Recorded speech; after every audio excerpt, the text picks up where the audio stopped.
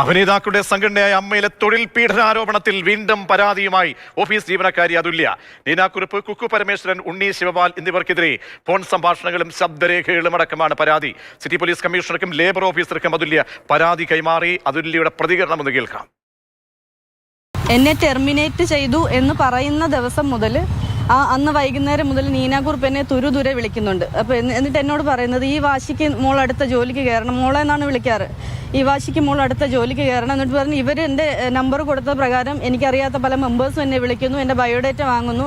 അപ്പോൾ ഇവരുടെ ഈ ധൃതി കണ്ടപ്പോഴേ എന്തോ ഒരു അസ്വാഭാവികത നമുക്കുണ്ട്. അതിനുശേഷമാണ് ഇവർ തന്നെ പല മെമ്പേഴ്സിനോടും കുക്കും ഉണ്ണിയും നമ്മുടെ കുട്ടികളാണ് എന്ന് പറഞ്ഞത് ഞാൻ അറിയുന്നത്. അപ്പോൾ ഇവരെന്നെ വിളിക്കുന്നതിൻ്റെ ഉദ്ദേശം, ഇവരും കുക്കു പരമേശ്വരനും ഭയങ്കര അടുത്ത കൂട്ടുകാരാണ്, ഈ 3 പേരും ഒരു ഗ്യാങ് ആണെന്ന് എനിക്കറിയാം. അപ്പോൾ എൻ്റെ അടുത്ത നീക്കം എന്താണെന്ന് അറിയാനാണ് ഇവർ വിളിക്കുന്നത്. ഇത്രയും വലിയൊരു കഥ അവിടെ അവതരിപ്പിച്ചു, അത് കള്ളക്കഥയാണെന്ന് ഈ പറയുന്ന സെക്യൂരിറ്റിയെ വിളിച്ചു നിർത്തി സംസാരിച്ച് അത് പൊളിഞ്ഞതാണ്. എന്നിട്ട് പോലും ഈ കുക്കു പരമേശ്വരൻ ഇപ്പോഴും ആ ഓഫീസിൽ കയറി ഇറങ്ങുന്നുണ്ട്. ഞാൻ വീട്ടിലിരിക്കുന്നു. ഗുരുതരമായ ആരോപണങ്ങളാണ് ഇപ്പോൾ സംഘടനയ്ക്കെതിരെ മുൻ ജീവനക്കാരി വെളിപ്പെടുത്തുന്നത്. നമ്മൾ അതിഥികളിലേക്ക് പോകുമ്പോൾ അതുല്യ തന്നെ തത്സമയം ചേരുന്നുണ്ട്. ഇപ്പം മല്ലികാ സുകുമാരൻ ചലച്ചിത്ര താരത്തിൽ നമ്മോടൊപ്പം തത്സമയം ചേരും. മാലാപാർവതി ചലച്ചിത്ര താരം തത്സമയം ചേരുന്നുണ്ട്. രഞ്ജിനിയെയും നടി തത്സമയം പ്രതീക്ഷിക്കുന്നുണ്ട്. മറ്റ് പ്രധാനപ്പെട്ട ആളുകളെ നമ്മൾ ടെലിഫോൺ ലൈനിലും പ്രതീക്ഷിക്കുന്നുണ്ട്. ആദ്യം അതുല്യയിൽ നിന്നും തുടങ്ങാം. അതുല്യ, എന്താണിന്ന് ഇങ്ങനെ ഒരു പൊട്ടിത്തെറിച്ചുകൊണ്ട് ഗുരുതര ആരോപണം ജനറൽ സെക്രട്ടറിക്കെതിരെ അടക്കം ഉന്നയിക്കേണ്ടി വരുന്ന ഒരു സാഹചര്യം? കാരണം ഇത്തരം പരാതികൾ നേരത്തെ തന്നെ കേട്ടതാണ്, കേരളം ചർച്ച ചെയ്യുകയും ഇതൊക്കെ പറഞ്ഞ് പോവുകയും ഒക്കെ ചെയ്തതാണ്. ഇന്നിങ്ങനെ ഒരു പരാതിയിലേക്ക് പോകേണ്ടി വന്നത് എന്തുകൊണ്ടാണ്?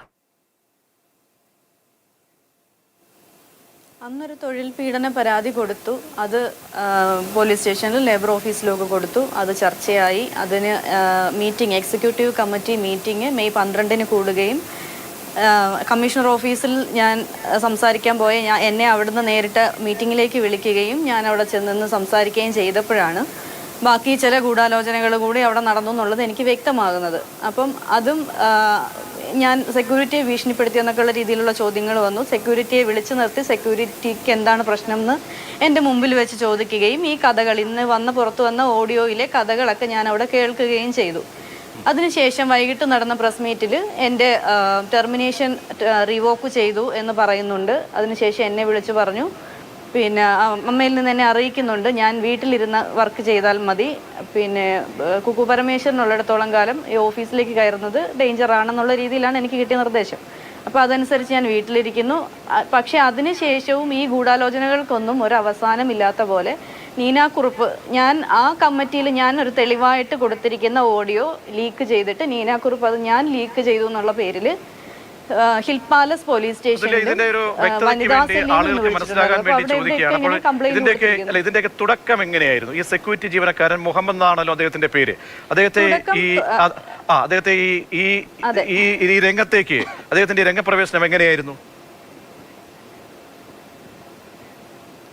ഉണ്ണി ശിവപാലിനെതിരെ ഞാൻ പരാതി അമ്മയിൽ കൊടുത്തപ്പോൾ, അത് പുറത്തറിഞ്ഞിട്ടുള്ള സമയമല്ല, ഞാൻ ഫസ്റ്റ് കംപ്ലൈൻറ്റ് കൊടുത്ത സമയം തൊട്ട് അവിടെ ഇതിനുള്ള തിരക്കഥ ഒരുങ്ങിക്കൊണ്ടിരിക്കുകയായിരുന്നു. അത് ഞാൻ അറിയുന്നത് ആ കമ്മിറ്റിയിൽ മെയ് 12-ന് നടന്ന കമ്മിറ്റിയിൽ മാത്രമാണ്. അപ്പം ഈ ഓഡിയോയിൽ തന്നെ അത് പറയുന്നുണ്ട്, ഉണ്ണി സാറിനെ രക്ഷിക്കാൻ മുഹമ്മദ് കൂടെ നിൽക്കണം എന്ന് കുക്കു പരമേശ്വരൻ പറഞ്ഞു എന്നുള്ളത് ഈ ഓഡിയോയിൽ വ്യക്തമായിട്ട് ഈ സെക്യൂരിറ്റി ജീവനക്കാരൻ പറയുന്നുണ്ട്. ഉണ്ണി ശിവപാലിനെതിരെ എന്ത് പരാതിയാണ് കൊടുത്തത് സംഘടനയ്ക്കുള്ളിൽ? അപ്പം ഞാൻ വെറുതെ തൊഴിൽ പീഡന പരാതിയാണ്. എനിക്ക് അവിടെ വന്ന സമയം തൊട്ട് ഇയാൾ കാണിക്കുന്ന ഓരോ ബുദ്ധിമുട്ടുകൾ, എന്നെ പാതിരാത്രി വരെ ജോലി ചെയ്യിക്കുന്നതും, വീട്ടിൽ ചെന്നാലും സ്വസ്ഥത തരാതെ എൻ്റെ ഫോണിലേക്ക് അയക്കുന്ന മെസ്സേജുകൾ, എന്നെ വാട്സപ്പിൽ 12 മണിക്കും 12:30ക്കും ഒക്കെ പാതിരാത്രി വിളിച്ചിട്ടുണ്ട്, മെസ്സേജ് ഇട്ടിട്ടുണ്ട്. അതിൻ്റെയൊക്കെ തെളിവുകൾ, വ്യക്തമായ തെളിവുകൾ എൻ്റെ ഉണ്ട്. ഈ തെളിവോട് കൂടിയാണ് ഞാൻ അന്ന് ഈ മെയ് 12-ന് മീറ്റിങ്ങിൽ പോലും ചെന്ന് ഈ തെളിവുകൾ പരിശോധിച്ച ശേഷമാണ് ഈ കമ്മിറ്റി ഈ നടപടി തെറ്റായിപ്പോയി എന്ന് പറയുകയും ഈ ടെർമിനേഷൻ റദ്ദാക്കുകയും ചെയ്തിട്ടുള്ളത്. ഈ ടെർമിനേഷൻ പെട്ടെന്ന് ചെയ്തതിനൊരു ന്യായീകരണം ഉണ്ടാക്കണമല്ലോ. അതിന് വേണ്ടിയിട്ട് ഞാൻ 7 മാസം എന്റെ പെർഫോമൻസ് അൺസാറ്റിസ്ഫാക്ടറി എന്നാണ് അവരതിൽ പറഞ്ഞിരിക്കുന്നത് ടെർമിനേഷൻ ലെറ്ററിൽ. എന്ത് ജോലികളായിരുന്നു ചെയ്തു വന്നിരുന്നത്? അപ്പൊ ഈ ഒരാളുടെ പെർഫോമൻസ് മോശമാണെങ്കിൽ, ഒരു മിനിറ്റ് ഞാൻ പറഞ്ഞോട്ടോ, എന്റെ പെർഫോമൻസ് മോശമാണെങ്കിൽ ഒരാഴ്ച അല്ലെ 1 മാസം 2 മാസത്തിൽ കൂടുതൽ എന്നെ വെക്കേണ്ട കാര്യമില്ല. ഈ 7ാമത്തെ മാസം എന്നെ പറഞ്ഞു വിടുമ്പോൾ എങ്ങനെയാണ് എന്റെ പെർഫോമൻസ് മോശമാകുന്നത്? അതുപോലെ പെർഫോമൻസ് ശരിയല്ലാത്ത ഒരാളെ പാതിരാത്രിയിലും വെളുപ്പിനെയൊക്കെ ഇങ്ങനെ ജോലി ചെയ്യിക്കുമോ? ഇക്കാര്യങ്ങൾ പ്രസിഡന്റിനോട് പറഞ്ഞിരുന്നോ? പറഞ്ഞിരുന്നു. അപ്പോൾ പ്രസിഡന്റ് എടുത്ത നിലപാട് എന്തായിരുന്നു? പ്രസിഡന്റിനോട് പറഞ്ഞ ശേഷമാണ് എക്സിക്യൂട്ടീവ് കമ്മിറ്റിയിൽ സംസാരിക്കാമെന്ന് പറഞ്ഞു. ഈ പരാതി ചെന്ന ശേഷം അവിടെ എക്സിക്യൂട്ടീവ് കമ്മിറ്റി മീറ്റിംഗ് ഉണ്ടായിട്ടേ ഇല്ല. അപ്പം അടുത്ത മാസം മീറ്റിങ്ങിൻ്റെ സമയമൊക്കെ ആയി വന്നപ്പോൾ കുക്കു പരമേശ്വരൻ എന്നോട് തന്നെ ചോദിച്ചു, ഇറങ്ങി പോകുന്നില്ലേ, എങ്ങനെയാണ്, അപ്പം അടുത്ത കാര്യങ്ങൾ ഞങ്ങൾ തീരുമാനിക്കാനാണ്, എന്താണ് തീരുമാനം എന്നൊക്കെ പറഞ്ഞ് എന്നെ നിരന്തരം എന്നോട് ഇങ്ങനെ ചോദിക്കുന്നുണ്ട്. അതിനുശേഷമാണ് 30-ാം തീയതി എനിക്കിങ്ങനെ ടെർമിനേഷൻ തരുന്നത്. അവിടെ ഈ ജനറൽ സെക്രട്ടറി എടുത്ത തീരുമാനം പിന്നീട് ഒരു കൂട്ടായി അവിടെ ഒരു എക്സിക്യൂട്ടീവ് യോഗം ചേരുമ്പോൾ സ്വാഭാവികമായും ഇങ്ങനെ പരാതി ഉണ്ടെങ്കിൽ നിങ്ങളെ സ്വതന്ത്രമായി കേൾക്കണം. അങ്ങനെ സ്വതന്ത്രമായി കേട്ടില്ല എന്നാണോ? തീർച്ചയായും കേട്ടിട്ടില്ല. അതിനുശേഷം കമ്മിറ്റി ഉണ്ടാകുന്നത് എൻ്റെ അറിവിൽ മെയ് 12-നാണ് കേൾക്കാനായിട്ട് വിളിച്ചൊരു കമ്മിറ്റി അവിടെ ഉണ്ടായിട്ടുള്ളത്. അപ്പം സെക്യൂരിറ്റി ജീവനക്കാരനും ഇതുപോലെ പരാതി ശ്വേതാ മേനോനോട് പറഞ്ഞിട്ടുണ്ട് എന്നുള്ളതും, അതുപോലെ മെയിൽ അയച്ചു കൊടുക്കുകയാണോ വാട്സാപ്പിൽ അയച്ചു കൊടുക്കുകയാണോ എന്തോ ചെയ്തിട്ടുണ്ടെന്നൊക്കെ പറഞ്ഞു. അപ്പോൾ ഈ സെക്യൂരിറ്റി ജീവനക്കാരൻ പരാതി പറഞ്ഞത് ഞാൻ നിർബന്ധിച്ച് പറയിച്ച പരാതിയാണെന്ന് വരുത്തി തീർക്കണം. അതിനു വേണ്ടിയിട്ടാണ് ഞാൻ അയാളെ ഭീഷണിപ്പെടുത്തിയെന്നും ഞാൻ ഹണി ട്രാപ്പിൽ പെടുത്തിയെന്നും ഒക്കെ പറഞ്ഞിട്ട് വൻ കഥകളാണ് അവിടെ ഞാനന്ന് കേട്ടത്. എന്നിട്ടും എൻ്റെ ടെർമിനേഷൻ റിവോക്ക് ചെയ്തത് കൊണ്ട് ഞാൻ ഇതിവിടെ കഴിഞ്ഞു എന്ന് കരുതി പോയതാണ്. അപ്പോൾ ഈ സെക്യൂരിറ്റി ജീവനക്കാരെ പിന്നീട് കേട്ടോ? അദ്ദേഹത്തിന്റെ മൊഴി എടുത്തോ? ഇവര് ഈ സംഘടനയ്ക്കുള്ളിൽ തന്നെ മൊഴി രേഖപ്പെടുത്തൽ സമിതിയിൽ കമ്മിറ്റിയിൽ ഈ മെയ് 12-ന് രാവിലെ അതെ ഉച്ചയ്ക്ക് മെയ് 12-ന് നടന്ന എക്സിക്യൂട്ടീവ് കമ്മിറ്റി മീറ്റിംഗിൽ ഉച്ചയ്ക്ക് മുമ്പ് അയാളെ കേൾക്കുകയും ഉച്ചയ്ക്ക് ശേഷം എന്നെ കേൾക്കുകയാണ് ചെയ്തത്.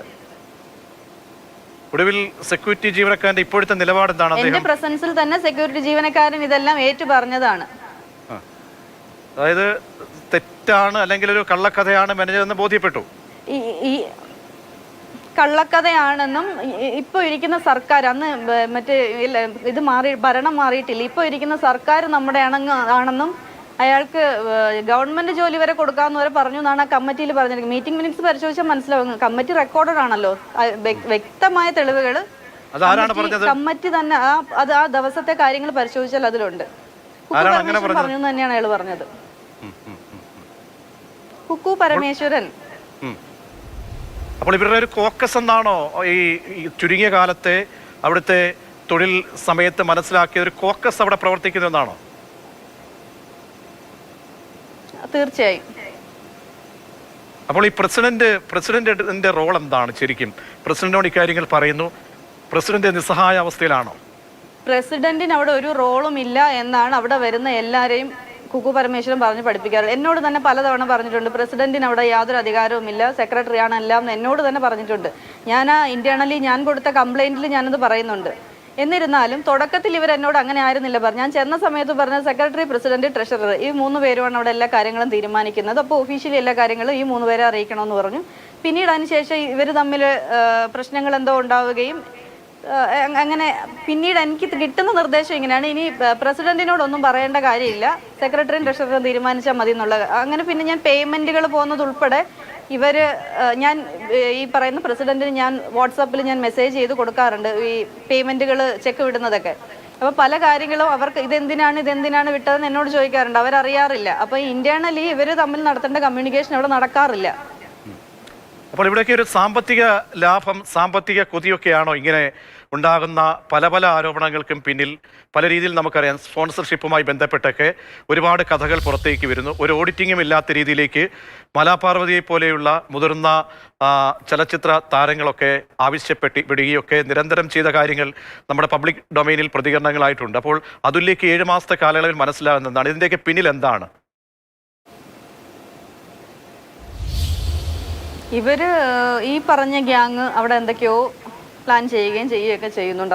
അത്രയാണ് എനിക്ക് മനസ്സിലായിട്ടുള്ളത്. അല്ലാതെ അവിടെ ഒരു ഓഫീസിന്റെ ഒരു അന്തരീക്ഷത്തിൽ ഒരു പോകുന്ന രീതിയല്ല അവിടെ. യെസ്, ഞാൻ മടങ്ങിയെത്താം രഞ്ജിനിയിലേക്കും അപ്പം മലപാർവതിയിലേക്കും. മല്ലിക സുകുമാരൻ നമ്മുടെ ഒപ്പം ചേരുന്നുണ്ട്. മല്ലിക ചേച്ചി, ഈ ഇപ്പോഴത്തെ കേൾക്കുന്ന അതുല്യയുടെ ആരോപണം അത് ചെറുതായിട്ട് നമുക്കതിനെ തള്ളിക്കളയാൻ കഴിയുന്നതാണ്. വളരെ ഗുരുതരമായിട്ടുള്ള പരാമർശങ്ങൾ ഉണ്ടാകുന്നുണ്ട്. അപ്പോൾ ആ ബോഡിയിൽ നിന്നും ആണ് ഇത്തരത്തിൽ, അല്ലെങ്കിൽ അങ്ങനെ അമ്മയെപ്പോലെയുള്ള വളരെ നമ്മൾ എത്രയോ താരങ്ങൾ അംഗങ്ങളായിട്ടുള്ള ഒരു സംഘടനയാണ്. മല്ലിക ചേച്ചിയൊക്കെ എത്രയോ മുതിർന്ന താരങ്ങളാണ്. അപ്പോൾ ഈ പരിപാടികളിലെല്ലാം പങ്കെടുക്കുന്നുണ്ട്. വാർഷിക ജനറൽ ബോഡി ആയാലും കുടുംബമേള ഉൾപ്പെടെ ആയാലും എല്ലാം പങ്കെടുക്കുന്നതാണ്. അപ്പോൾ പക്ഷേ ഇപ്പോൾ പുതിയൊരു സംഘടന അധികാരമേറ്റ ശേഷം വരുന്ന ഈ ആരോപണങ്ങളെ, അതുല്യയുടെ അടക്കം ആരോപണങ്ങളെ അങ്ങ് എങ്ങനെയാണ് കാണുന്നത്? ഇതാരോ പറഞ്ഞതുപോലെ എന്റെ മോനെ പടവേടിച്ച് പന്തളത്തി ചെന്നപ്പോ പന്തവും കൊളുത്തി പടാന്ന് പറഞ്ഞാലാണ് എന്റെ ഒരു അവസ്ഥ. കാരണം എനിക്ക് ഇപ്പൊ ഈ അതുല്യ പറയുന്നത് മുഴുവൻ ഞാൻ വളരെ ശ്രദ്ധാപൂർവം കേട്ടോണ്ടിരിക്കുകയാണ്. ഇപ്പൊ പറഞ്ഞില്ലേ കുടുംബമേള ഇപ്പൊ ആദ്യത്തെ കുടുംബമേള ഞാൻ അറിഞ്ഞിട്ടില്ല.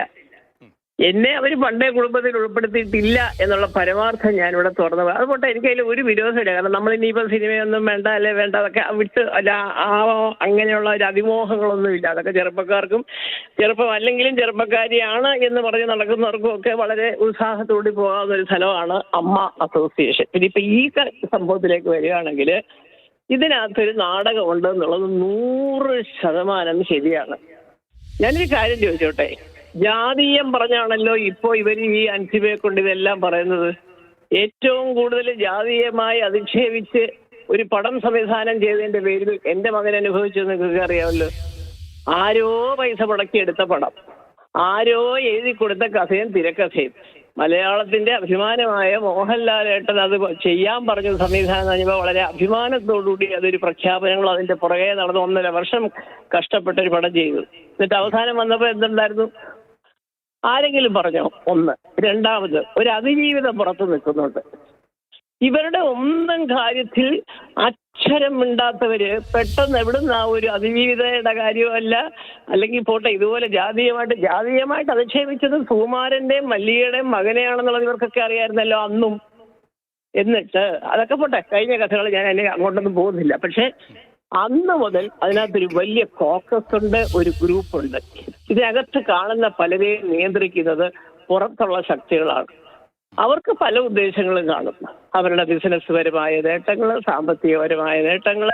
ഇതിലൊന്നും ശ്വേത ഉൾപ്പെടുന്ന ഒരാളാണെന്ന് എനിക്ക് തോന്നുന്നില്ല. കാരണം ഞാനിപ്പോൾ ഈ 30 വർഷങ്ങൾക്ക് ശേഷം ഇവിടെ ഈ അമ്മയുടെ ഓഫീസിൽ പോയപ്പോൾ ഞാൻ ആദ്യം എന്നെ ശ്വേത വിളിച്ചു. തിരിയിട്ട് ഞാൻ അയ്യോ നിങ്ങൾ ഈ ചെറുപ്പക്കാരെല്ലാം കൂടെ കിടന്ന് കൂടുതൽ നമ്മൾ എന്തോ പറയാനാ, അയ്യോ അതല്ല ചേച്ചി, വളരെ സൗജന്യമായിട്ട് എല്ലാവരുടെയും കണ്ണൊക്കെ പരിശോധിച്ച് ഞാനവിടെ ചെയ്ത സത്യമാണ്. അവിടെ ചെറുപ്പക്കാരെയൊന്നും കണ്ടില്ല. ഒരു 10-30 കുറച്ചൊരു 40 വയസ്സിന് മുകളിലുള്ളവരെല്ലാവരും അവിടെ ഉണ്ടായിരുന്നു. അവരെല്ലാവരും പറഞ്ഞത് ഈ പറയുന്ന പോലെ അയ്യോ എൻ്റെ ചേച്ചി നല്ലൊരു ഞങ്ങളുടെയൊക്കെ കണ്ണ് പരിശോധിച്ചു, സൗജന്യമായിട്ട് കണ്ണട തരാമെന്ന് പറഞ്ഞു, കാറ്ററാക്ട് സർജറി വരെ അവർക്ക് ഫ്രീ ആണ്. അപ്പൊ ഞാൻ മനസ്സിലായത് ഇതൊക്കെയാണ് നടത്തേണ്ടത്. നിങ്ങൾ എന്തിനാണ് ഈ ആവശ്യമില്ലാതെ താരങ്ങളുടെ മറ്റേ എന്താണ് IFFKയുടെ ഡിന്നർ അത് ഇത് ഇപ്പൊ ഒരു വാചകം അതില്ല. അവിടെ അതാണ് ആ സാമൂഹ്യ സേവനങ്ങളായിരുന്നു അന്ന് പ്രയോറിറ്റി എങ്കിൽ ഇപ്പോൾ എന്തുകൊണ്ടാണ് ചേച്ചിക്ക് തോന്നുന്നത് മാറിയിരിക്കുന്നത്? ഇതിന് പിന്നിൽ ഈ പ്രസിഡന്റ് കൈകെട്ടി ഇട്ടപ്പെട്ട ഒരു അവസ്ഥയിലേക്ക് ആണോ, നിസ്സഹായ അവസ്ഥയിലേക്കാണോ? അങ്ങനെയെങ്കിൽ അതിന് പിന്നിലുള്ള കോക്കസ് ആരാണ്? കോക്കസിന്റെ ലക്ഷ്യം എന്താണ്? കോക്കസ് ഞാൻ പറഞ്ഞുതരാം. കാരണം എന്താന്ന് വെച്ചാല് ഇതിന്റെ പേരിൽ ഞാനെടുക്കെ ഇപ്പൊ തന്നെ അതുല്യ പറഞ്ഞൊരു കാര്യം ഞാൻ കേട്ടു. ഇപ്പൊ ഈ മന്ത്രിസഭ നമ്മുടെ കയ്യിലാണ്. നമ്മൾ വിചാരിച്ചാൽ പറയുന്നത് ഏത് മന്ത്രിസഭയുടെ കുക്കു പറയുന്നത്? പുതിയതായിട്ട് വന്ന മന്ത്രിസഭയോ? കഴിഞ്ഞ മന്ത്രിസഭയിൽ ഇതേക്കാട്ടി പറഞ്ഞതാണ് സജിൻ ചെറിയാൻ സാറിരുന്ന കാലത്ത്. സകലത് ഇപ്പൊ ഞാനൊന്ന് അങ്ങോട്ട് എന്നും പറഞ്ഞ സെക്രട്ടേറിയറ്റിൽ പലതിനും കയറി ഞാൻ വിളിച്ച് ചോദിച്ചിട്ടുണ്ടല്ലോ നീന ഗ്രൂപ്പിനോട് ഇതിൽ സെക്രട്ടേറിയറ്റിൽ വന്നത്. കാരണം ഞാനേ ഇവിടെ ജനിച്ചത് ഇവിടെ അല്ല ഹരിപ്പാട് പോട്ടെ, എന്നാലും പഠിച്ചതും വളർന്നതൊക്കെ ഇവിടെയാണ്. അപ്പൊ ഇവിടെ നിൽക്കുമ്പോൾ ഞങ്ങൾ ഒരു 50 വർഷത്തോളമായിട്ട് താമസിക്കുന്ന തിരുവനന്തപുരത്ത് എൻ്റെ അച്ഛൻ്റെ എൻ്റെ സഹോദരങ്ങളുടെ ഒക്കെ ആയിട്ടുള്ള ഒരുപാട് ബന്ധക്കാരും സ്വന്തക്കാരും അവർക്ക് വേണ്ടപ്പെട്ടവരൊക്കെ പല ഡിപ്പാർട്ട്മെന്റിൽ ജോലി ചെയ്യുന്നുണ്ട്. അപ്പൊ മല്ലിക ചേച്ചി ചുമ്മാ ഒന്നും അറിയാതെ ഇങ്ങനെ വീട്ടിൽ ഞാൻ പ്രതികരിക്കാത്തതാണ്. കാരണം പ്രതികരിച്ചാൽ ഉടനെ എന്നെക്കാട്ടി ചെയ്ത് കളിക്കുന്ന എൻ്റെ മക്കളെയാ. അതാണ് ഈ പിള്ളേർ നമ്മുടെ ജോലി നോക്കി പോമേ എന്ന് പറയുന്നതിന്റെ കാര്യമില്ല. പക്ഷെ ഇത് എത്രയെന്ന് പറഞ്ഞ് കേട്ടോണ്ടിരിക്കും. അങ്ങനെ ഒരു ദിവസം കഴിഞ്ഞ സർക്കാരിന്റെ കാലത്ത് ഒരു ഓണസദ്യക്ക് പോയപ്പോൾ കുക്കു എൻ്റെ അടുത്ത് ചീഫ് മിനിസ്റ്ററുടെ ഒരു ഇതായിരുന്നു, എൻ്റെ പൊന്നിയേച്ചി ലൂസ് സ്റ്റോക്കർ എന്നും പറഞ്ഞൊരു വലിയ സംഭവം ഇവിടെ നടക്കുന്നത് ഞാനല്ല എന്നൊക്കെ പറഞ്ഞു. പക്ഷെ ഇപ്പൊ എനിക്ക് തോന്നുന്നത് ഇത്രയും പ്രാവശ്യം അതുല്യെ വിളിക്കുകയും ഇങ്ങനത്തെ ഒരു ആഭാസത്തിന് സെക്യൂരിറ്റിയെ പ്രേരിപ്പിക്കുകയും ചെയ്തത് സത്യമാണെങ്കിൽ തീർച്ചയായിട്ടും ഇതിന്റെ പിന്നിൽ പ്രവർത്തിക്കുന്നതിന്റെ പിന്നിൽ കുക്കുവിന് കാര്യമായ പങ്കുണ്ട് എന്ന് ഞാൻ വിശ്വസിക്കുന്നു. ഇവിടെ ഇപ്പോൾ അൻസിബ പരാതിക്കാരിയാണ്, ഗൗരവമുള്ള പരാതി പറയുന്നു. ഒരു സമിതിയെ വെച്ച് അന്വേഷിക്കണമെന്ന് പറയുന്നു. അപ്പോൾ സമിതിയെ മാലാ പാർവതിയെ പോലെയുള്ള ഈ രമേശ് പിഷാരടി, ധ്യാൻ ഇവരെ പോലെയുള്ള ആളുകളൊക്കെ ആ സമിതിയിൽ വേണം ഉൾപ്പെടണം എന്ന് അവർ ആഗ്രഹിക്കുകയാണ്. അപ്പോൾ അതെല്ലാം തള്ളിക്കളഞ്ഞുകൊണ്ട് ഒരു ഏകപക്ഷീയമായ തീരുമാനത്തിലേക്ക് പോകുന്നുണ്ടെങ്കിൽ അതെന്തുകൊണ്ടായിരിക്കാം?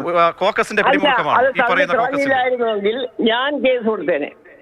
കാരണം എനിക്കൊരു വർഷത്തെ എന്റെ അനുഭവങ്ങളും ദുരനുഭവങ്ങളും എന്നെ പറ്റി പറഞ്ഞ വാർത്തകളുടെ വ്യക്തമായ തെളിവുകൾ എനിക്കുണ്ട്. അപ്പൊ അങ്ങനെയാണെങ്കിൽ എന്റെ ഒരു വർഷത്തെ വേദനകൾ പറയാൻ ഒരു കമ്മിറ്റി വെക്കണം. അതിന് ഞാൻ പറയുന്നവരെ തന്നെ വെക്കണം എന്ന് പറയാൻ പറ്റുമോ? ആരോപണ വിധേയരായ ആ നാടകത്തിൽ ഉൾപ്പെട്ട ഒരാളിന് അനുസരിച്ച് എങ്ങനെയാ പറയുന്നത് ആരൊക്കെ വേണമെന്ന്? അത് പോലീസ് ഡിപ്പാർട്ട്മെന്റിൽ പറയട്ടെ. അങ്ങനെയാണ് ഞാൻ പറയാം. എനിക്ക് വേണ്ടി ഒരു കമ്മിറ്റി വെച്ചട്ടെ, എനിക്ക് കുറച്ച് കാര്യങ്ങൾ പറയാനുണ്ട്. എന്നെ പറ്റി ഇപ്പം ലൂസ് ടോക്കർ എന്ന് പറഞ്ഞു. എന്താണ് ഞാൻ 70-70 വയസ്സ് കഴിഞ്ഞ് എന്നെ കുറിച്ച് ഇങ്ങനെ പറയാൻ കാര്യം? അതൊന്നും പിന്നെ അല്ലാതെ പലതുണ്ട്. അപ്പൊ അങ്ങനെയാണെങ്കിൽ ഞാൻ പറയുന്നത് വെച്ചിട്ടുള്ളത് അത് എവിടെ നടക്കും? ഇപ്പൊ ഒരു തെറ്റ് ചെയ്തു ഒരാൾ, അയാളൊരു കേസ് കൊടുത്തു. ഞാൻ അങ്ങനെ ഒരു തെറ്റേ ചെയ്തിട്ടില്ലെന്നും പറഞ്ഞ് മറുഭാഗത്തുള്ളവരും കേസ് കൊടുത്തു. ഇവരെ രണ്ടുപേരെയും മാറ്റി നിർത്തി ഒരു കമ്മിറ്റി വേണം എന്ന് പറഞ്ഞാൽ അത് അവരുടെ അഭിപ്രായത്തിനനുസരിച്ചിട്ടുള്ള കമ്മിറ്റിയല്ല. അങ്ങനെ വെക്കുകയാണെങ്കിൽ ഞാൻ ഈ അമ്മയുടെ മുതിർന്ന ആൾക്കാരോടടക്കം പറയാണ്, എനിക്ക് ഒരുപാട് കാര്യങ്ങൾ പറയാനുണ്ട്. ഞാൻ പറയുന്ന ആൾക്കാരെ വെച്ചൊരു കമ്മിറ്റി ഇവരുണ്ടാക്കി തരുമോ? അപ്പൊ മറ്റേ പേര് പറഞ്ഞു വരുന്ന ഒരു കുറ്റം ചെയ്തിട്ടില്ലയോ പിഷാരടി? ഇതൊക്കെ അറിയാം.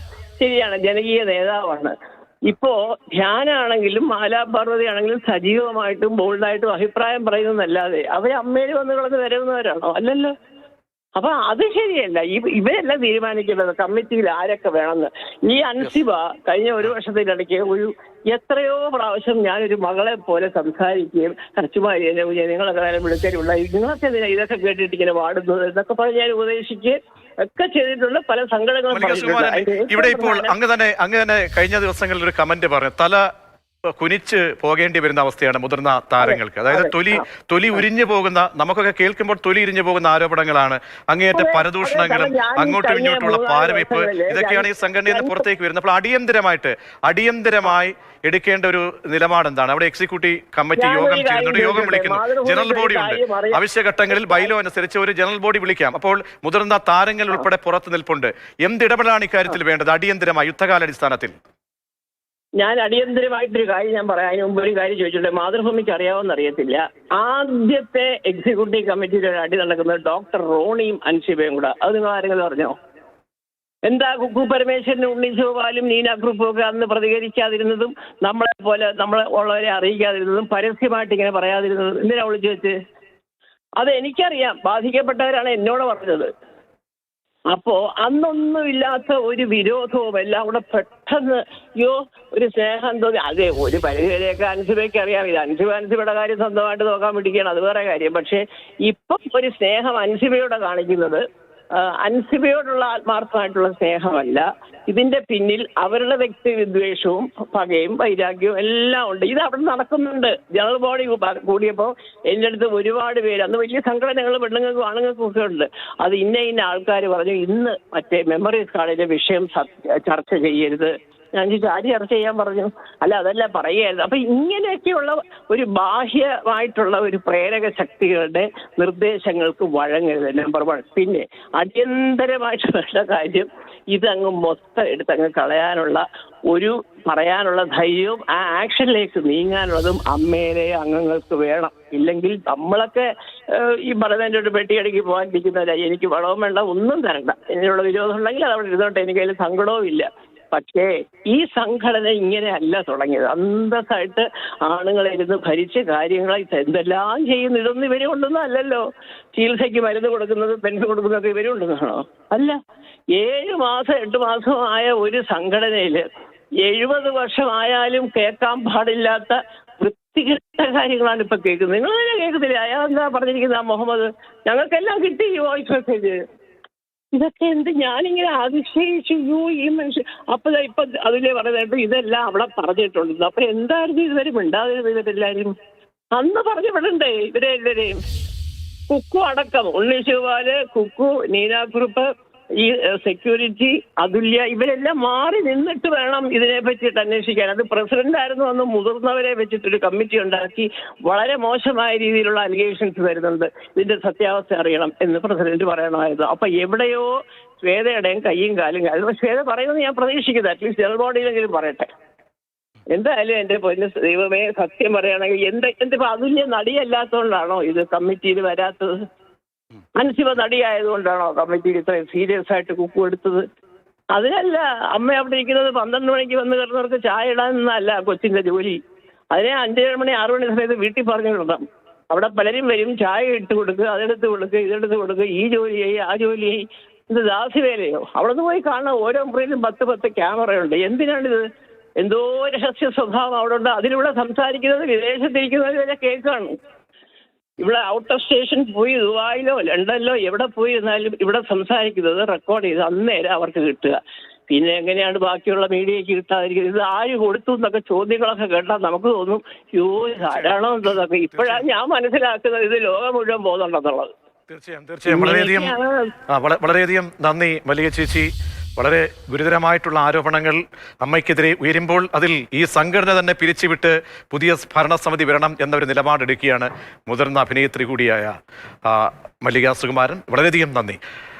മാലാപാർവതി, ഈ പറഞ്ഞതൊക്കെ കേട്ടല്ലോ, ഈ അതുല്യ പറഞ്ഞ കാര്യങ്ങൾ കേട്ടു, പുതിയ ആരോപണങ്ങൾ കേട്ടു. അങ്ങേയറ്റം ഇങ്ങനെ തൊലി ഉരിഞ്ഞു പോകുന്ന നിലയിലേക്കാണ് ഈ അമ്മ എന്ന സംവിധാനം ഇപ്പോൾ വന്ന് പതിച്ചിരിക്കുന്നത്. അപ്പോൾ എന്താണ് ഒരു ശുദ്ധീകരണ പ്രക്രിയ അവിടെ വേണ്ടത്?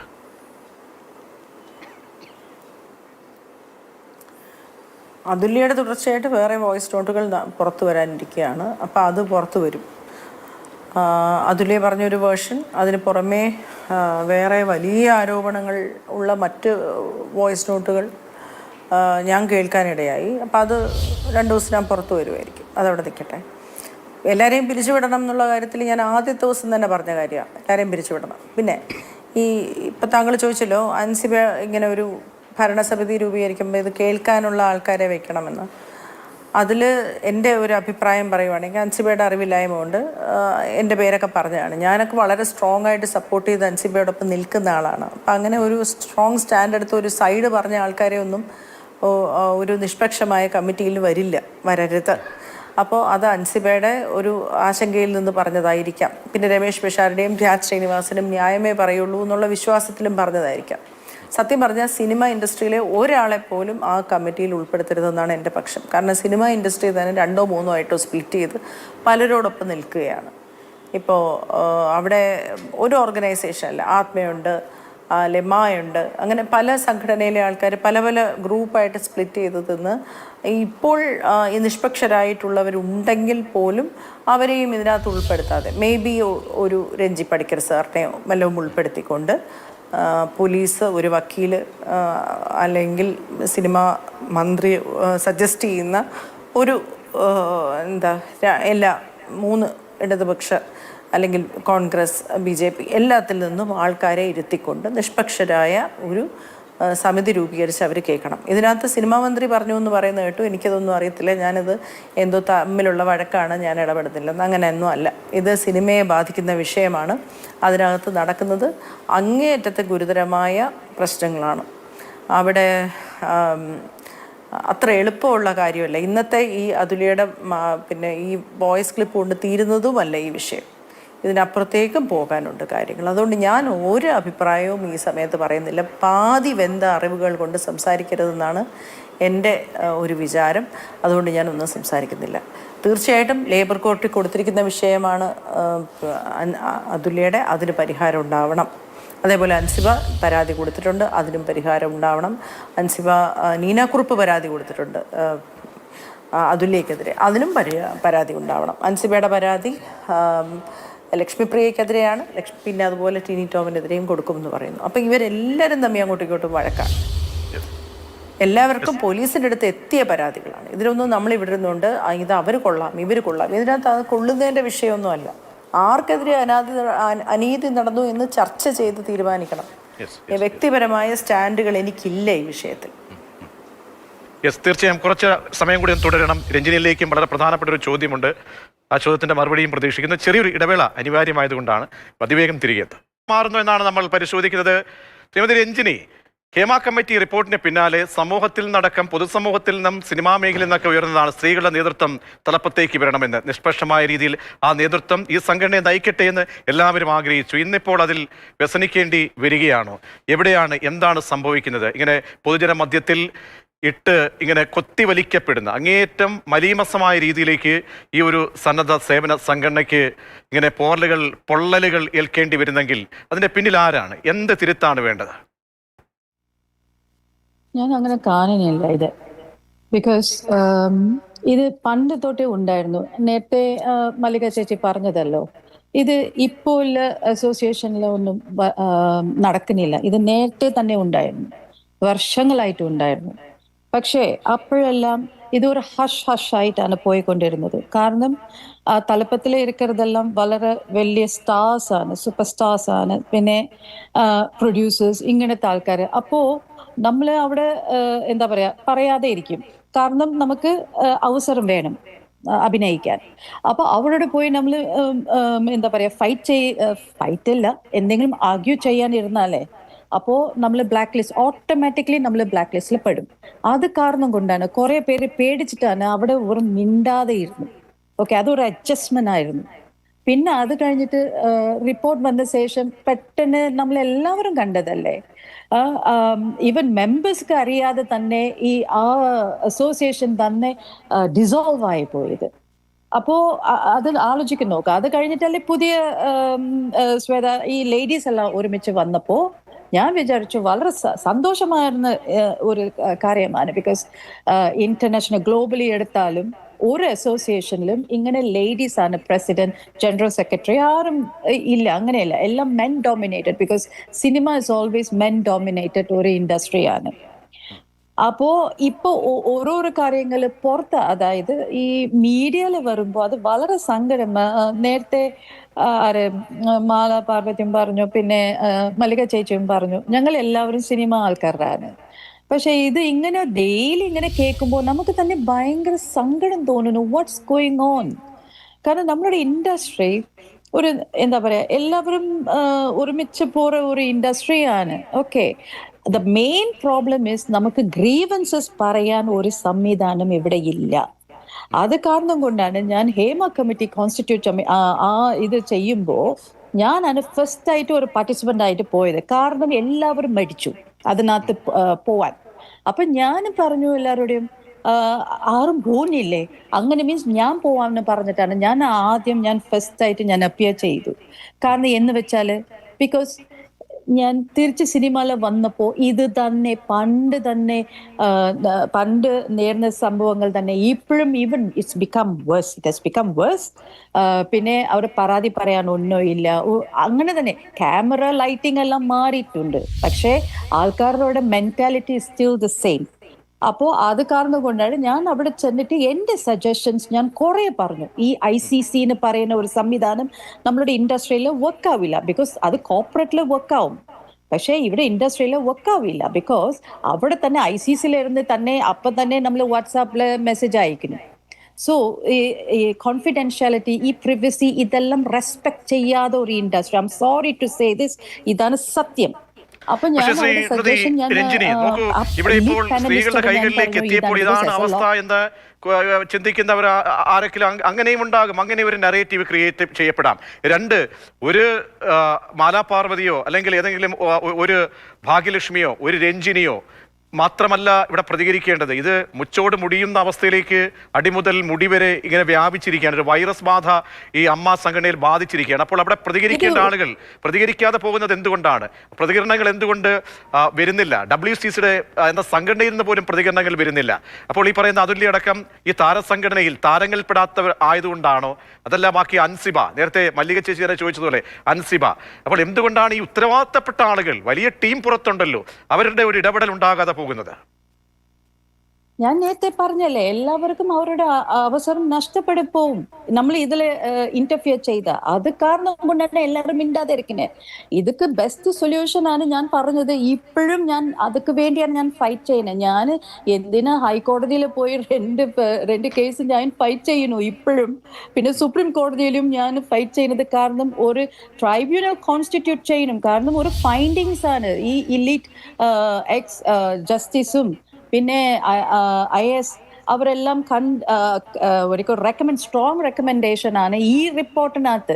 The only solution is tribunal for this entertainment industry. അത് കോൺസ്റ്റിറ്റ്യൂട്ട് ചെയ്താലേ ഈ കാര്യങ്ങളെല്ലാം ശരിയാവും. ഒരു അസോസിയേഷൻ പറയുമ്പോൾ ഈവൻ അത് ടെക്നീഷ്യൻസ് ആയിക്കോട്ടെ, ആർട്ടിസ്റ്റിന്റെ ആയിക്കോട്ടെ, അവിടുത്തെ വെൽഫെയർ, ഈ പെൻഷന്, ഇങ്ങനത്തെ കാര്യങ്ങൾ നോക്കാൻ മാത്രം അധികാരമുണ്ട് അവർക്ക്.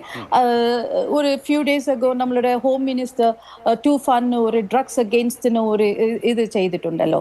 അത് ഇവിടെ AMML ഞാൻ പോയി പറഞ്ഞാൽ അവർ ആക്ഷൻ എടുക്കാൻ പറ്റുമോ? ഇല്ലല്ലോ.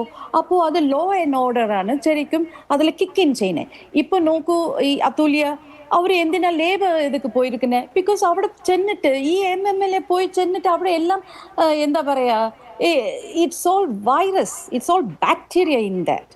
പിന്നെ ഈ Kukku Parameswaran, I'm sorry to say this, എനിക്ക് വളരെ സങ്കടം തോന്നുന്നു. കാരണം ഈ പർട്ടിക്കുലർ വ്യക്തിന്റെ പേര് എവിടേക്കെല്ലാം സർഫേസ് ആവുന്നു. ഇവര് ചലച്ചിത്ര അക്കാദമിയിലെ വൈസ് പ്രസിഡന്റ്, ഐ തിങ്ക്, திருத்தணும், ഞാൻ ഏതോ ഒരു വലിയ ഗവൺമെന്റിന്റെ പോസ്റ്റിൽ ഇരിക്കുന്ന ഒരു വ്യക്തി കൂടെ. അപ്പോ കോൺഫ്ലിക്ട് ഓഫ് ഇൻട്രസ്റ്റ് ആവില്ലേ? അവിടുത്തെ കാര്യങ്ങളും ഇവിടുത്തെ കാര്യങ്ങളും പോയി അത് സ്പ്രെഡ് ചെയ്യാൻ ഇതുണ്ടല്ലോ. പിന്നെ ഈ പെർട്ടിക്കുലർ പേഴ്സണിന്റെ പേര് തന്നെ ഈ ഹാർഡ് ഡിസ്കിന്റെ ഇതിൽ സർഫേസ് ചെയ്യുന്നുണ്ട്. പിന്നെ അതുല്യയുടെ കേസിൽ, പിന്നെ അതുല്യ മാത്രമല്ല കുറേ ഇതിൽ വന്നുകൊണ്ടേ ഇരിക്കുന്നു. അപ്പോ how safe is this association? അവിടെ ICC എവിടെയെങ്കിലും ഞാൻ പോയി അവിടെ പോയി എന്റെ പരാതി പറഞ്ഞാൽ ഇസ് ഇറ്റ് സേഫ്?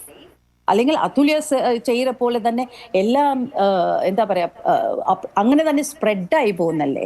അപ്പൊ എവിടെയാണ് എൻ്റെ ഒറ്റ ഒരു അപേക്ഷ? നമ്മളുടെ പുതിയ ഗവൺമെന്റ് വന്നിട്ടുണ്ട്. ഐ എം സിൻസിയർലി ഹോപ്പിംഗ് നമ്മളുടെ മുഖ്യമന്ത്രി, നമ്മളുടെ ഹോം മിനിസ്റ്റർ, പിന്നെ നമ്മളുടെ കൾച്ചറൽ ആൻഡ് സിനിമ മിനിസ്റ്റർ, ഇവർ 3 പേരും ചേർന്ന് ആ എന്റർടൈൻമെന്റ് ട്രൈബ്യൂണൽ ഒന്ന് കോൺസ്റ്റിറ്റ്യൂട്ട് ചെയ്താലേ ഇത് നന്നാവും, ഈ ഫീൽഡ് നന്നാവും. ഇങ്ങനത്തെ അനാവശ്യമായ കാര്യങ്ങൾ പുറത്ത് പോവില്ല. അത് പ്രിവസിയോടെ കോൺഫിഡൻഷ്യാലിറ്റിയോടെ ഹാൻഡിൽ ചെയ്യാൻ പറ്റും. വേണമെങ്കിൽ ഞാൻ അതിനു വേണ്ടി 24/7 വർക്ക് ചെയ്യാൻ, ഗവൺമെന്റോട് ചേർന്ന് വർക്ക് ചെയ്യാൻ ഞാൻ റെഡിയാണ്. ഞാൻ എൻ്റെ സജഷൻ ഞാൻ അന്ന് പറഞ്ഞ പോലെ ഇപ്പോഴും ഞാൻ സ്ട്രോങ് ആയിട്ട് ഇതിനു വേണ്ടി, ബിക്കോസ് എനിക്ക് വളരെ സങ്കടം, എൻ്റെ ഫീൽഡാണ് ഇത്.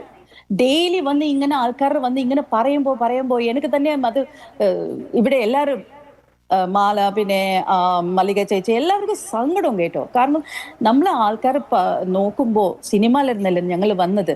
അപ്പോൾ ആ നന്ദി ഉണ്ട് ഞങ്ങൾക്ക്. പക്ഷേ ഇവിടെ ഡെയിലി വന്നിട്ട് ഇങ്ങനെ പറയുമ്പോൾ നമുക്ക് വളരെ സങ്കടവും പിന്നെ മോശവും കേട്ടോ. ബിക്കോസ് നമുക്ക് ആൾക്കാരുടെ പബ്ലിക്കോടെ ഫേസ് ചെയ്യാൻ എന്ത് ചെയ്യും, അവർ ചോദിക്കുന്ന ചോദ്യത്തിൽ നമ്മൾ എന്ത് പറയാനാ? അപ്പോൾ എൻ്റെ ഒരേ പ്ലീ ആണ് ഗവൺമെന്റിൽ, അറ്റ്ലീസ്റ്റ് ഇനിയെങ്കിലും 2 പ്രീവിയസ് ഗവൺമെന്റ് ശരിക്കും ഇത് നമ്മൾ ശരിക്കും ചീറ്റ് ചെയ്തതാണ്. കോൺക്ലേവ് ഇല്ലാതെ, എക്സ്പെൻസീവ് ആണ് കോൺക്ലേവ് നടത്തി ഒന്നും ഇല്ലാതെ ആക്കി. അറ്റ്ലീസ്റ്റ് ഈ ഗവൺമെന്റെങ്കിലും ഈ എന്താ പറയാ ഈ ട്രൈബ്യൂണൽ ഒന്ന് കൊണ്ടുവന്നാലേ ഈ ഫീൽഡ് ക്ലീൻ ആവും. അതുല്യ പോലെ അല്ലെങ്കിൽ എന്നെ പോലെ ആൾക്കാരൊക്കെ എന്തെങ്കിലും പ്രശ്നം ഉണ്ടായാൽ നമുക്ക് നേരിട്ട് ആ ട്രൈബ്യൂണലിലെ പ്രിവസി ആൻഡ് കോൺഫിഡൻഷ്യൽ ഹോൾഡ് ചെയ്തിട്ട് നമുക്ക് അവിടെ പോയി പരാതി പറയാം ഫ്രീ ആയിട്ട്. ഒരു ഇൻഫ്ലുവൻസോ ഒരു പേടി. പ്രധാനപ്പെട്ടതാണ്. ഇങ്ങനെ നടന്ന് തുപ്പിക്കഴിഞ്ഞാൽ നാറുമെന്ന് ഈ സംഘടനയിലുള്ള ആളുകൾ എന്തുകൊണ്ട് ചിന്തിക്കുന്നത്? മലപാർവതി അമ്മ എന്ന സംഘടന ഇപ്പോൾ നിയന്ത്രിക്കുന്ന ഈ സംഘടന പൂർണ്ണമായും മല്ലിക ചേച്ചിയൊക്കെ പറഞ്ഞതുപോലെ പിരിച്ചുവിട്ട് പലപ്പോഴായി പ്രതിസന്ധി ഘട്ടങ്ങളിൽ അഡ്വോക്കേറ്റ് കമ്മിറ്റി ഏർപ്പെടുത്തുകയും പിന്നീട് തെരഞ്ഞെടുപ്പിലേക്കൊക്കെ പോയിട്ടുണ്ട്. അങ്ങനെ ഒരു സന്നിഗ്ധാവസ്ഥ ഇപ്പോൾ ഉണ്ടോ?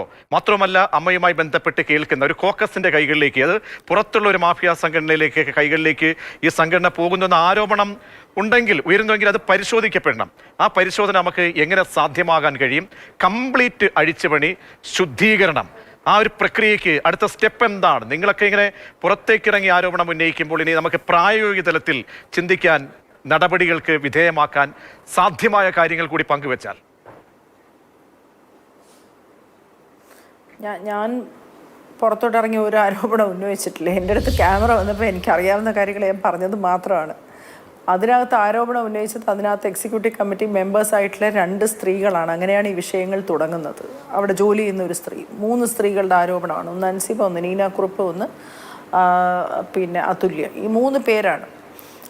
മൂന്ന് വിഷയമാണ്. ഒന്ന് ലേബർ കോഡിൽ കിടക്കുന്ന വിഷയമാണ്, മറ്റേത് രണ്ടും അതിനകത്ത് നടന്ന വിഷയമാണ്. അവിടെ ഞാൻ പറഞ്ഞല്ലോ 3 ഗ്രൂപ്പാണ്. 3 ഗ്രൂപ്പിലെ ആൾക്കാരും സിനിമ രംഗത്തുള്ള പലരെയും തെറ്റിദ്ധരിപ്പിക്കുകയോ ധരിപ്പിക്കുകയോ ചെയ്യുന്നതിൻ്റെ അടിസ്ഥാനത്തിലാണ് സിനിമാ രംഗത്തുള്ള എല്ലാവരും അഭിപ്രായം പറയുന്നത്, ഞാനടക്കം. ഞാൻ കുറച്ച് തെളിവുകൾ കരുതി വെച്ചിട്ട് തെളിവുകളും കൂടെ ശ്രദ്ധിച്ച് നോക്കി ആ തെളിവുകൾ മീഡിയയ്ക്കും കൂടെ കൈമാറിയിട്ടാണ് ഞാൻ സംസാരിക്കുന്നത്. അതിൽ ജിഹാദി എന്ന് വിളിച്ചതും വർഗീയവൽക്കരണം നടത്തിയതിൻ്റെ തെളിവ് കൃത്യമായിട്ട് എൻ്റെ കയ്യിലുണ്ട്. അതുകൊണ്ട് ഞാൻ അൻസിബയോടൊപ്പം നിൽക്കുന്നു എന്ന് ഞാൻ പൊതുസമൂഹത്തോട് ഉറപ്പ് പറഞ്ഞു. രാജീവ് കൊടപ്പനക്കൊന്നും മകനും അവർ ഈ ഭീഷണിക്കോ അല്ലെങ്കിൽ അവരെ പെർസ്വേഷനോ വഴങ്ങി ഞാൻ പിന്നെ ഈ കുട്ടി പറഞ്ഞിട്ടാണ് ഞാൻ നോമ്പെടുത്തത് എന്ന് പറഞ്ഞിരുന്നെങ്കിൽ ഇന്ന് അൻസിബയുടെ അവസ്ഥ വളരെ മോശമായി പോയേനെ എന്ന ബോധ്യത്തിൻ്റെ അടിസ്ഥാനത്തിലാണ് ഞാൻ സംസാരിച്ചത്. അതുകൊണ്ട് ഞാൻ രാജീവ് കൊടപ്പനക്കുന്നും അദ്ദേഹത്തിൻ്റെ മകൻ ശ്രീ കൈലാസിനോടും ഞാൻ നന്ദിയുള്ളവരാണ്. മറ്റൊരു വിഷയത്തിലും എനിക്ക് വ്യക്തിപരമായി ഒരു ആഭിമുഖ്യവുമില്ല. പിന്നെ അവിടെ അവർ തമ്മിൽ ബന്ധമുണ്ടെന്ന് പറഞ്ഞു, ഇവർ തമ്മിൽ ബന്ധമുണ്ടെന്ന് പറഞ്ഞു എന്നൊക്കെ പറയുന്ന വിഷയങ്ങൾ വളരെ എന്താ പറയുക ബാലിശമായിട്ട് എനിക്ക് തോന്നുന്നു. തൊഴിൽ പ്രശ്നം ഗൗരവമുള്ളതാണ്.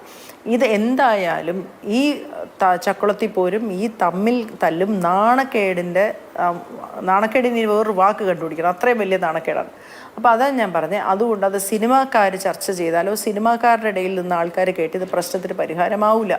കുറച്ച് ബുദ്ധിയുള്ള ആൾക്കാർ, നിയമവിദഗ്ധർ, പോലീസ് അടക്കമുള്ളവർ ഒരുമിച്ചിരുന്ന് കേട്ട്. കാരണം ഈ പറയുന്ന കേസുകളൊന്നും പോലീസ് സ്റ്റേഷനിലും കോടതിയിലൊന്നും പോയി വലിച്ചഴിച്ച് സമൂഹത്തിൻ്റെ വിലയേറിയ സമയം കളയാനുള്ളതൊന്നും അല്ല. അതുകൊണ്ട് ഒരു പിന്നെ ട്രൈബ്യൂണലൊക്കെ ആകുമോ എന്ന് എനിക്ക് അറിഞ്ഞുകൂടാ. ബഹുമാനപ്പെട്ട സിനിമാ മന്ത്രിക്ക് സാമ്പത്തിക സുതാര്യത സംബന്ധിച്ച് ഉയരുന്ന ചില സംശയങ്ങൾ അതൊക്കെ എങ്ങനെ ഓഡിറ്റിന് വിധേയമാക്കണം? ഇതിന് അതാ ഞാൻ പറഞ്ഞത്. അതിനൊരു ഓഡിറ്റർ, ഒരു വക്കീൽ, എല്ലാവരും ആ സിനിമാക്കാരുടെ ആരുടെ റെക്കമെൻഡേഷൻ ഇല്ലാതെ മന്ത്രി തീരുമാനിക്കുന്ന അല്ലെങ്കിൽ ഒരു സംവിധാനം തീരുമാനിക്കുന്ന ജേർണലിസ്റ്റുകളടക്കം ഒരു 8-9 പേരുടെ ഒരു സമിതി ഉണ്ടാക്കി അവർ ഓരോരുത്തരെയും കേൾക്കുക. അതിനകത്ത് വലിയ കുറ്റം ചെയ്തിട്ടുള്ളവർക്ക് ആജീവനകാലം വിലക്ക് കൽപ്പിക്കുക, ഇലക്ഷനൊന്നും നിൽക്കേണ്ടെന്ന്, അല്ലെങ്കിൽ സമിതിയിൽ നിന്ന് പുറത്താക്കുക. ഈ തരം കുത്തിത്തിരിപ്പ് നടത്തിയ എല്ലാവർക്കെതിരെയും ആക്ഷൻ ഉണ്ടാവണം. ഇതിനകത്ത് വ്യക്തികളേ ഇല്ല, സംഘടന മാത്രമാണുള്ളത്. സംഘടനയിൽ നല്ല കാര്യങ്ങൾ നടന്നിട്ടുണ്ട്. ആ സംഘടന നന്നായി നിലനിൽക്കണമെന്ന് ആഗ്രഹമുണ്ടെങ്കിൽ, ഇപ്പം നമുക്കൊക്കെ വലിയ ഭീഷണിയാണ് ഞങ്ങൾ സംസാരിച്ചത്. ഞങ്ങളൊക്കെയാണ് ഇതിനകത്ത് ബുദ്ധിമുട്ടെങ്കിൽ ഇറങ്ങിപ്പോകാൻ ഒരു മടിയില്ല. പക്ഷേ ഒരു തെറ്റിലും കൂട്ടു നിൽക്കാൻ ഒക്കൂല, ഒരു കാരണവശാലും നിൽക്കില്ല. അപ്പോൾ ഈ പറയുന്ന ഒരു വോയിസ് നോട്ട് ഇന്ന് പുറത്തു വന്നു, നാളെ 10 വോയിസ് നോട്ട് വരാനിരിക്കുകയാണ്. ഈ വോയിസ് നോട്ടുകളും ചർച്ചയും കൊണ്ട് ഒരു നീണ്ടു പോകും. പലപ്പോഴും ഈ കമൻറ്റുകളിൽ വായിക്കുന്നുണ്ട് ഇവരുടെ കാര്യം കേൾക്കാൻ ഞങ്ങൾക്ക് ആർക്കും താല്പര്യമില്ല എന്ന് ജനങ്ങളെ കൊണ്ട് പറയിപ്പിക്കുകയാണ്. എല്ലാവരും മനസ്സിലാക്കേണ്ടത് സിനിമാക്കാർ നിലനിൽക്കുന്നത് തന്നെ ജനങ്ങൾക്കുള്ള ഇഷ്ടം കൊണ്ടാണ്. അത് ഇല്ലാതാക്കുകയാണ് എല്ലാവരും കൂടെ.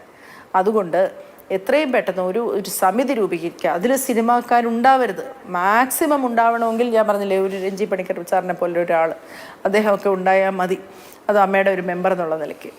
എന്നിട്ട് ബാക്കിയുള്ളവരെ എല്ലാം ഇരുത്തിക്കൊണ്ട് ഒരു സമിതി രൂപീകരിച്ച് എത്രയും പെട്ടെന്ന് പരിഹരിക്കണം. ഇതിൻ്റെ എല്ലാ കാര്യവും അവിടെ പോലീസ് സ്റ്റേഷൻ ഇവിടെ ഇതൊന്നും പരിഹാരം ആവില്ല. എല്ലാവരെയും ഓരോ ആൾക്കാരെയും എക്സിക്യൂട്ടീവ് മെമ്പേഴ്സ് അടക്കം മുഴുവൻ പേരെയും ഒറ്റയ്ക്ക് കേട്ടാൽ ഇതിന് പരിഹാരം എത്തും. ഇതിനകത്ത് സത്യം പറയുന്ന ആൾക്കാരുണ്ട്. എല്ലാവരെയും വ്യക്തിപരമായി കേട്ട് അവരുടെ കയ്യിലുള്ള തെളിവും കേട്ട് ഇതിനൊരു തീരുമാനമാക്കുക. അല്ലാതെ മീഡിയയിൽ കഥ പറഞ്ഞ് നീളുകാരാണെങ്കിൽ നാളെ നിങ്ങൾ നോക്കിയോ ഇതിനെക്കാട്ടി വലിയൊരു നാർന്ന കഥയാണ് പുറത്തു വരാനിരിക്കുന്നത്.